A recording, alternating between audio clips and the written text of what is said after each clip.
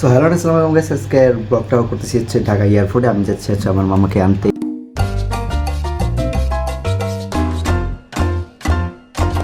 So finally আমি ready হয়ে গেলাম। আমরা এখন হচ্ছে বাস স্ট্যান্ডে দাঁড়িয়ে দেখছি আমাদের গাড়ির লিগা।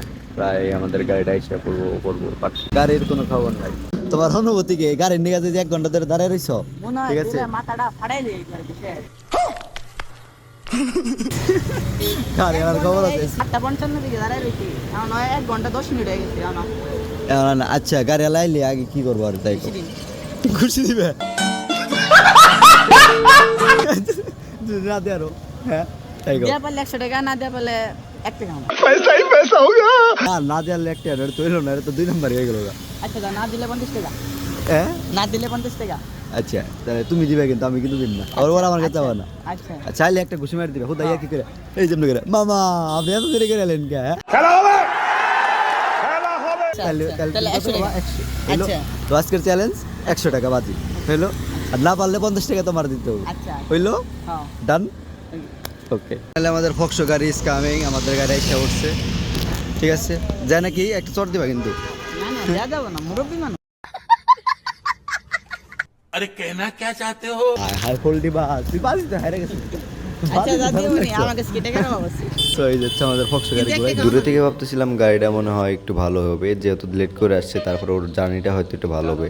বাট গাড়ির থুবড়াটা দেখে মাথা মতো একদম নষ্ট হয়ে যায়, মানে মাথা মতো নষ্ট গাড়ি, এটা কোনো কথা হইলো?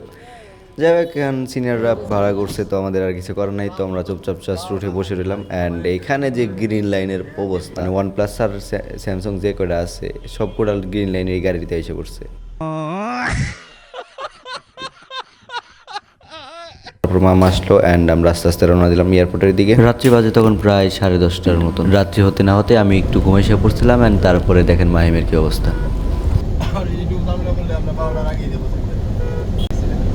সো ফাইনালি আমরা দেখতে দেখতে বিমানবন্দরে এসে পড়ছি। অ্যান্ড আমরা এখন ঢুকতেছি বিমানবন্দরের ভিতরে, বাট যেখানে প্রচুর পরিমাণে বৃষ্টি হইতেছে তার জন্য আমি ভিডিও করতে পারতেছিলাম না। অ্যান্ড ডিরেক্ট আমরা চলে যাই হচ্ছে পার্কিং লটে।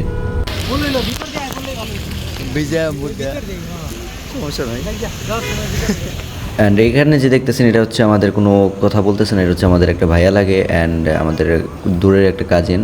সো উনি আমাদেরকে সম্পূর্ণ এয়ারপোর্টে আর কি ঘুরে দেখাইতেছিল। অ্যান্ড এখান থেকে নিয়ে যে আমাদের চা খাওয়ায়। অ্যান্ড চা খাওয়ানোর পরে আমাদের তো ভিতরে ঢোকার কোনো পারমিশন নাই, বাট ওনার সাথে আমাদের সম্পর্ক, তাই বিদায় আমরা হচ্ছে ভিতরে ঢোকার সুযোগটা পাই। অ্যান্ড উনি আমাদেরকে ভিতরে ঢুকিয়ে দেয়। অ্যান্ড ওনার ডিউটিটা তো ওই টাইমে শেষ হয়, না হলে তো আমাদেরকে আরও ভিতরে নিয়ে যে কাছের ঘরটা আরও দেখাইতাম, বাট ওইটুকু সময় উনি পায় না। অ্যান্ড ওটা ব্যাড লাক, বাট যেটুকু করেছে আমাদের জন্য এটুকু অনেক। অ্যান্ড আমরা একটু সময় পেয়ে আমরা ভিতরে ফাঁকা জায়গাটা আমরা সুন্দর করে ক্যাপচার করতে পারি। সবাই প্রায় এসে বলবো এরকম অবস্থা।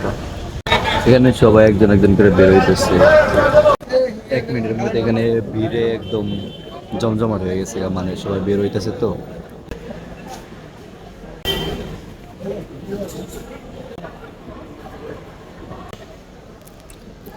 সবাই বের হইতেছে, আমি জাস্ট এখানে বসে রয়েছি।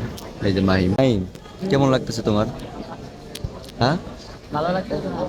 কেন বোরিং লাগতেছে না? গরম, আসলে গরম লাগতেছে এখানে, অতিরিক্ত গরম।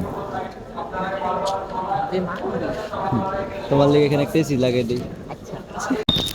এখনো মামার দেখা গেলাম না, আমরা এক সাইডে দাঁড়িয়ে রয়েছি, বাট ওই সাইডে আসার কথা। এক সাইড থেকে আরেক সাইড, এখান থেকে ওখানে ঘোরাঘুরি করতেছি। সেখানে অপেক্ষা করার মজার আলাদা। তো এখানে অপেক্ষা করার লিগে আসার লিগে সবাই পাগল হয়ে থাকে। তোমার কেমন লাগতেছে? ভালোই লাগতেছে, আবহাওয়া ভালো, পরিবেশ ভালো, বাট পুলিশটা এখন একটু ডিস্টার্ব করতেছে, কারণ ওনাদের নিয়ম এটা, ওনাদের রুলস এটা। সবাই কাজ করতেছে, মানে সবাই সাইড করে রাখতেছে, জনগণের ভিড় হইতে দিতেছে না, কারণ কার মনে কি আছে বলা তো যায় না। তার জন্য সবাই যার যার মতো সাবধানতা থাকার জন্য সবাই বের করে দিতেছে, তাদের দায়িত্ব পালন করতেছে তারা। দেখতেছি আমরা, ভালোই লাগতেছে, ভালো একটা পরিবেশ।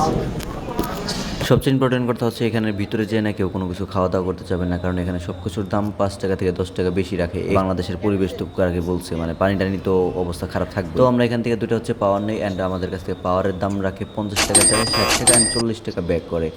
সো কিছু করার নাই, এখানে দাম এরকম বেশি, আমরা কয়েকবার গেছি জানি। সো তার জন্য আপনাদেরকে জানিয়ে দিলাম। তো এখান থেকে কিছু না খাওয়াটাই বেটার মনে করি আমরা।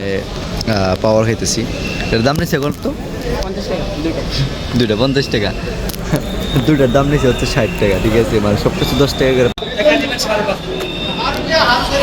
নায়িকা কেউ ভালো লাগতেছে না, ঘুরতেছি টোটো কোম্পানির মতন খালি ঘুরতেছে, এদিকে যাই ওইদিকে যাই, মানে ঘোরাঘুরি ছাড়া কোনো কাজ কাম নেই।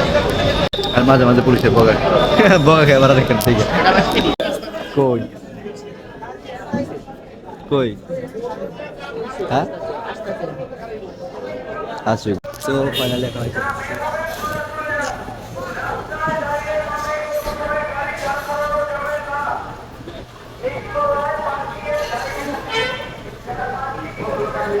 ভাই এখন কিরকম লাগতেছে? সারাদিন তো করলে সারাদিন তো নেই না আমার লাভ লস নেই, আমার লাইফটাই লস। সারা রাত্রি সারাদিন হয়ে গেছে গা। এটা না আমাদের গাড়ি and, মামারা এসে পড়ছে, আমরা এখন চলে যাচ্ছি এই যে।